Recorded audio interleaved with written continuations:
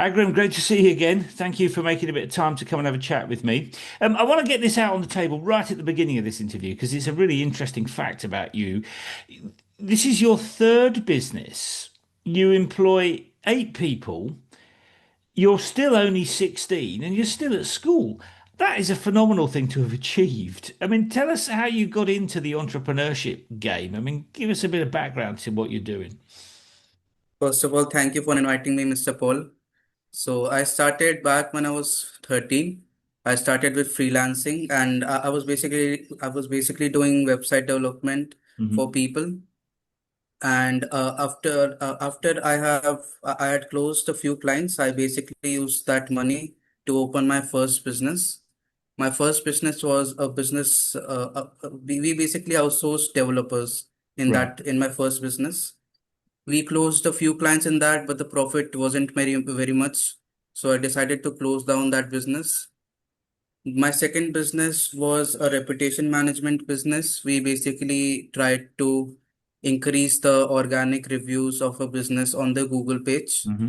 So I was able to close, I think, one client in that business. That was a long time ago. And my third business, I opened my third business in November last year, and it has been 10 months since I had opened it, and till now we are doing good. Yeah, and you've got clients all over the place, haven't you? I mean, not just in India. Yeah. So we have clients from Australia, from US, from Canada, from UK, Yeah, so from that's all around the world. that's fabulous. I mean, having a global business by the time you're Exactly. 16, I mean, that's very impressive. So, Agram, t tell me, what is it? We'll get into the detail in a bit, but what is it about the kind of entrepreneurial thing that motivates you? I mean, most kids at 16 are too busy playing football or whatever. I mean, what is it that motivates you about this at your age? So first of all, money is not my motivation because currently I'm not taking any profits from my business. I'm reinvesting all of it. So money is obviously not my motivation. Mm. My motivation is just to build something enormous in the sector and break through the sector and to help out my team members as well, because a lot of my team members are struggling financially. So I think it is my duty to help them out. Right, So right. that's what is currently motivating me to continue doing my business. Sure. Okay, well, let's talk a little bit about your business then. I mean, what is it you're trying to achieve? I mean, tell us a bit about what the business does and what is it you're trying to achieve? So our main goal is to help businesses get more leads. So what we do is that we do social media outreaching, we do cold emailing, and we do sometimes cold calling as well to help businesses get more leads. Currently, we are working in a few niches like recruiting, digital marketing, etc. And mainly we get leads from EU and USA. So that's our main geographic target for leads. Right. And what is it you want to achieve with the business? I mean, I mean, you talked about wanting to create something that helps your employees, colleagues. I Mm. mean, are you looking to build something that is huge? I mean, give us a sense of the mission, what you're trying to achieve here. I mean, the main goal of all businesses is to, do more revenue. So that's the thing we are all trying to do. So I think that is pretty obvious. We are just trying to, up the scale and increase our revenue as much as we can. And what is it that makes your business different to other people's businesses? I mean, because you've made pretty good progress collecting clients from all over the place. I mean, what is it that makes your business special, do you think? I don't think so. My business is special in an very ordinary way. My business is just like any other appointment setting business. Our strategy is completely different from the businesses out there. Okay, so it's So the that's the strategy that makes it different. it is the strategy, but the working is the same. The thing in the sector is that there are a lot of scammers. So if you have a Okay. good credibility, then it is easier for you to get clients. So that's what we are trying to do right now, and that's why we have a lot of requests of clients coming in to join our business. So Okay. that's the main point that sets us apart. Okay. So the fact that you're honest is the Mm, thing that makes the difference. yeah.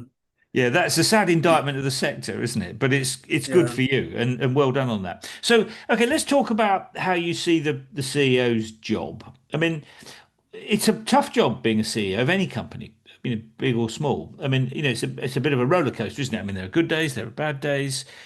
What is it that kind of gets you out of bed every day and motivates you to kind of ride that roller coaster? Because there are easier things you could be doing. I mean, what is it that motivates you? First of all, it is the money that I can give to my team members. So Yeah, that's the first motivation for me. The yeah, second motivation is that I'm trying to build something enormous here. So that's the second motivation for me. okay. And Yeah. where do those motivations come from? I mean, what is it about you that made you want to do that? I mean, is that something about your background, or I mean, where does all that come from? Mm. I don't think that has a specific reason. Maybe it is just in my genes to, do something like this. I don't think so. There's a specific reason for that. Right. Okay. I mean, I just like doing it. It could be like a hobby or something. Right. Okay. Okay. So it's something that you just enjoy doing.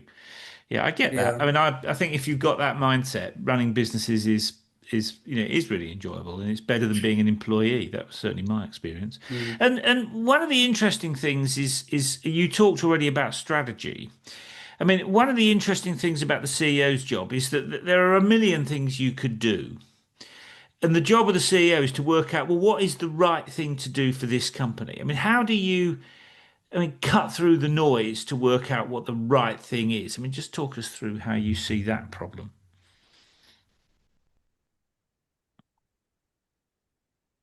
Can you repeat the question? Yeah, how do you cut through the noise of all the things that are going on to work out what exactly is it that you need to do to build your business? Mm. Okay, so that is a great question. As I told you before, this is a hobby of mine. So it is basically natural for me to not get distracted by other things. So I'm easily able to focus on my business because I don't get distracted easily by other things. So that's the main point that is Yeah. keeping me not distracted. Yeah. So you're saying it's part of your personality, really, because a lot of people are easily Mm. distracted. I mean, so it's a different. You're very And the focused. fact that I enjoy doing this, so that's why I'm not distracted at all. Yeah. Yeah. Yeah. I mean, And what? Go on. Sorry. you After you. can I mean you get distracted by things that are fun, right? But this is fun for me.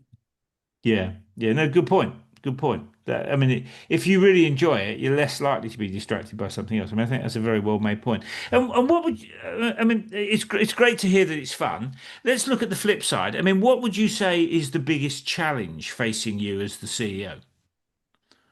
Currently, the payment system is my major challenge and the HR. So I'll go through them. The first the payment system. So as you know, in India, we have a good amount of restrictions on the payment system, Hmm. like with PayPal and all. So that's our major challenge right now. We are currently accepting wire transfers or crypto. So that's our two options right now. And Right. also for wire transfers, I have to use an third party exchanger, because I'm a minor right now, so I can't create Right. I can't create that of my from my own. So that's the problem right now.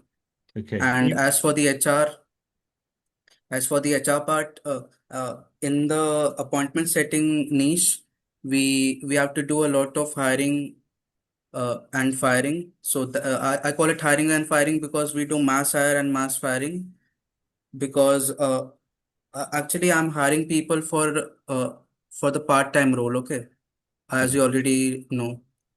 So for the part-time role, there aren't many good people in the sector as I have seen. So we have to hire people continuously and fire them continuously because we are not able to find good enough people who can set appointments for us. So that has been a major challenge for us. Sure. Yeah. And I mean, let's just talk about that a bit because that's one of the main things that the CEO has to do is to get the right people on the bus, as they say. Yeah. I mean, when you're looking for people, what is it that you look for?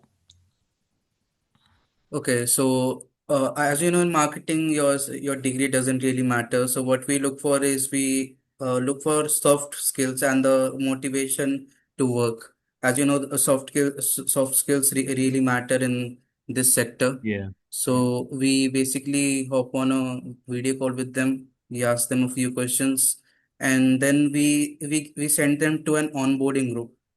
So basically, in the onboarding group, it is more like we are testing the person. We give them 1 week to bring as many leads as they can. We will obviously pay them for the leads. We give them 1 week, and the person who gets a decent amount of leads gets into a team, and we fire the others.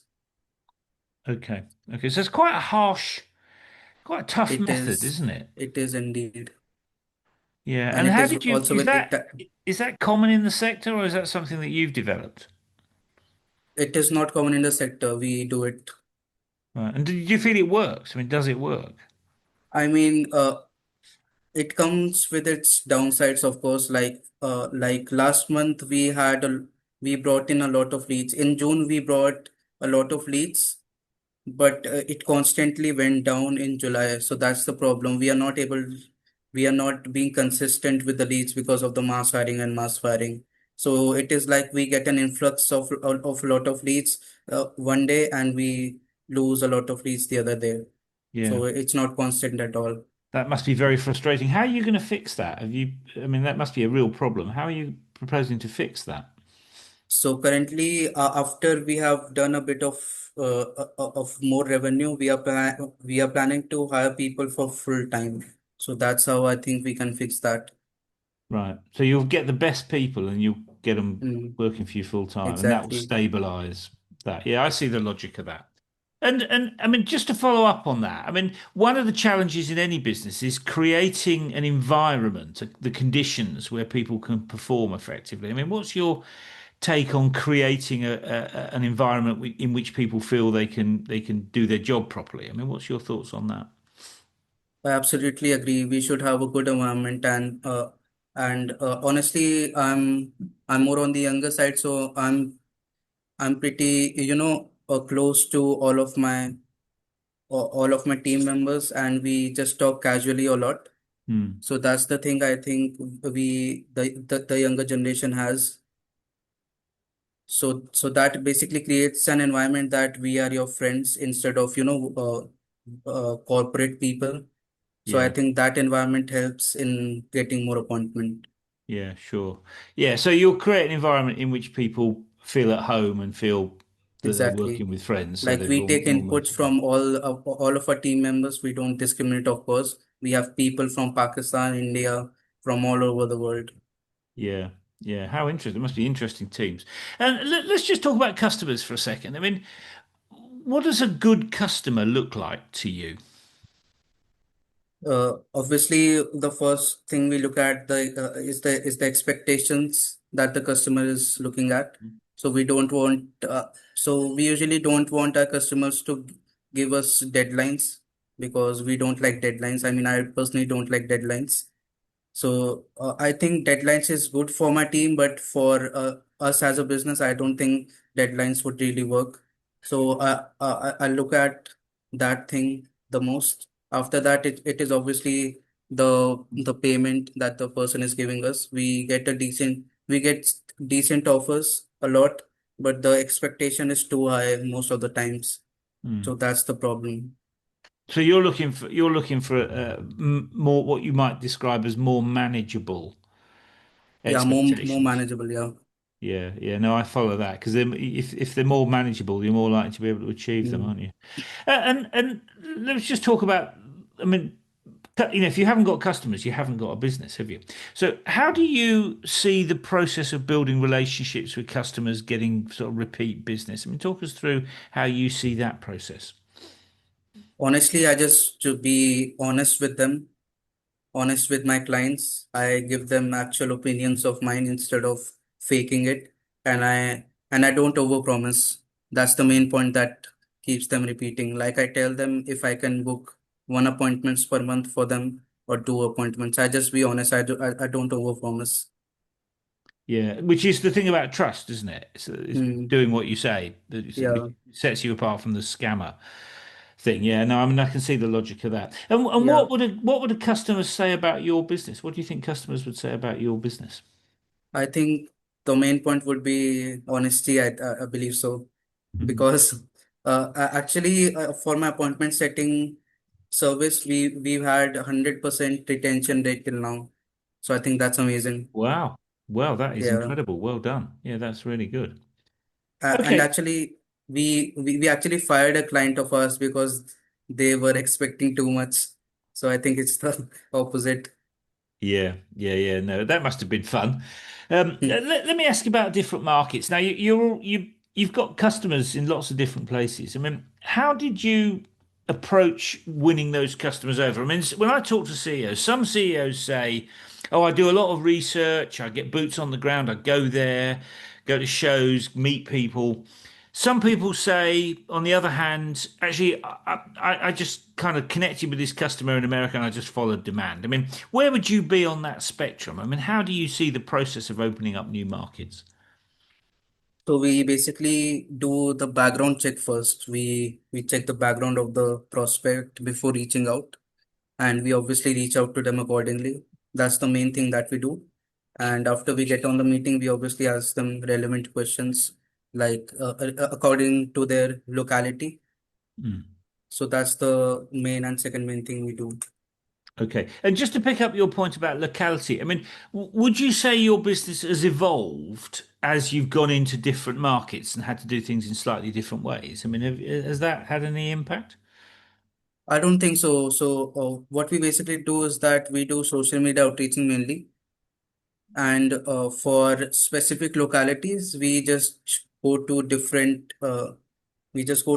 communities and subreddits to find prospects. So I don't think so. It has had a much impact on our business as of now. Right. And what about the kind of cultural things? So, doing business in, I don't know, the US is very different from doing business in India, isn't it? I mean, what about the kind of cultural differences between the It way is. those communities work? I mean, how do you handle those things? So what we have noticed is that the US clients they expect less and Indian clients they expect more. So we have Really? spot yeah, that is a Wow. thing. That's extraordinary. I thought it'd be the opposite way around. No, US clients expect much lesser and UK clients as well they expect less. So Right. that's why we only have one Indian client right now and like five US clients. Right. Okay, Yeah. that's extraordinary. That's the main cultural thing that we have noticed, and other than that, I think it is pretty in the mid sector for all the rest of the world. I mean, India is that extreme, and US is that extreme, in my opinion, as Yeah. of my experience has been. Yeah, that's extraordinary. That is truly extraordinary to hear Mm. that.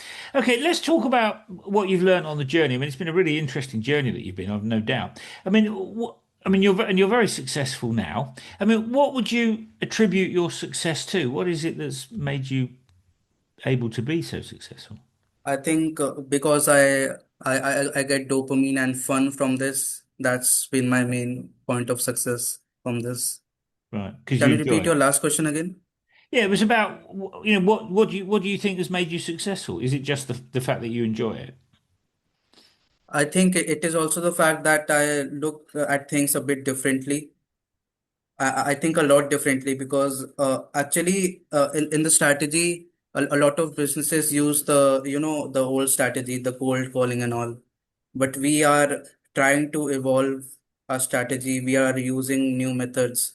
We are trying to research more. Like my entire team is on research right now. We are just researching new ways to get prospects and leads. Yeah. We are searching for strategies on Facebook, Reddit, etc. We are trying to tap into a market that hasn't been touched yet, and we are obviously retaining our current strategy and market. Yeah. So I guess you're trying to innovate, really, aren't you, by coming up with new ways to do That things. So is that yeah, that I is can see true. why that would have an impact.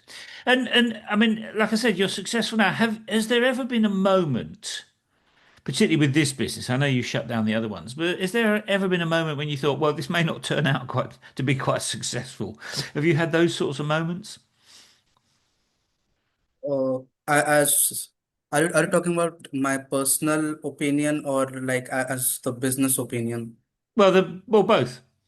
Okay, as for the business opinion, I think I have thought a lot of times that this would not work out, and I think we should be rational with it. I mean, if it's obvious that it won't work out, or it will be harder to work out with, then I think you should just not do it.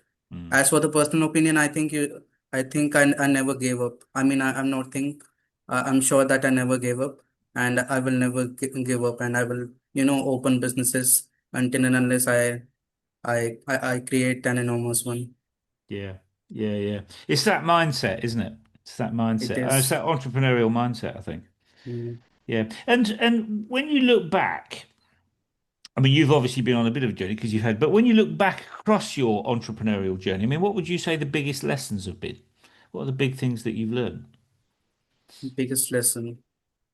My biggest lesson, the biggest lesson I learned is that we have to learn to trust people because I have had a lot of people who helped me in my journey. So if I didn't trust them, I wouldn't have been here. I've talked to a lot of business coaches, a lot of friends, and the second lesson I learned is that you should not take your friends inside your business because I think it creates a conflict inside Mm, the business because you are obviously more naturally attracted towards favoring your friend. So that could create a problem. yeah, yeah, which is the trust thing, isn't it? If people don't Mm. trust you to be fair. Yeah, the co-founder, I found him randomly on LinkedIn one day. So we had not known each other from from before.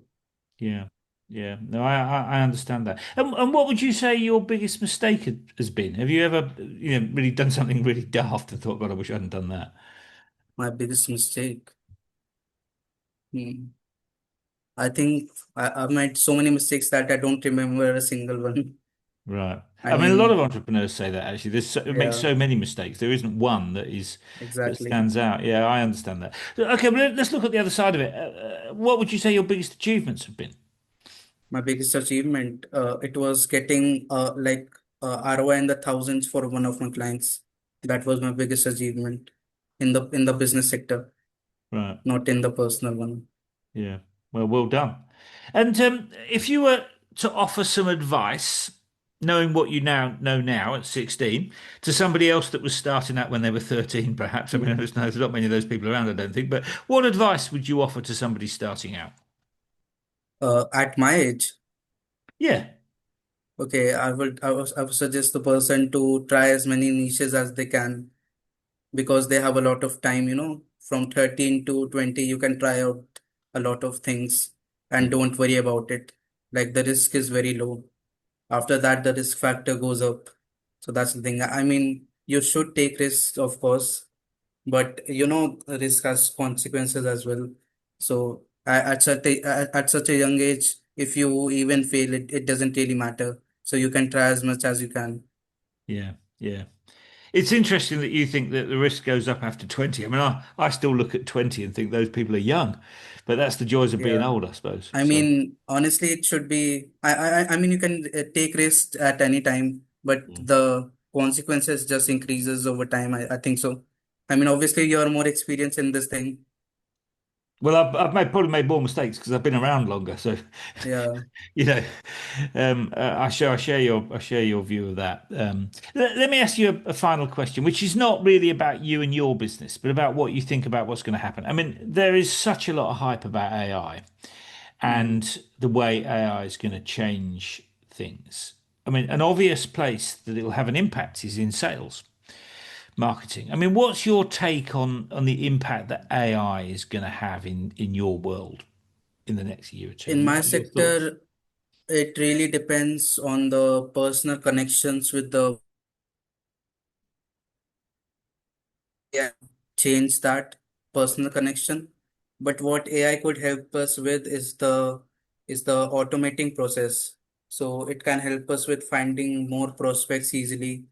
But Yeah. of course, we have to do the outreaching part because we are trying to build a connection, right, with the prospect. So I think AI can help us in the automation part, in the finding part, but the actual work has to be done by a person who can build a connection. Yeah. Yeah. Yeah, well, that's good advice, I think. I mean, it will be interesting to see how things play out over the next year or two. Mm. So, Agrim, thank you for taking a bit of time to come and have a chat. I mean, that was a fascinating conversation. I mean, I certainly found it fascinating, and I mean, good luck going forward. I mean, you've got your whole life in front of you, really.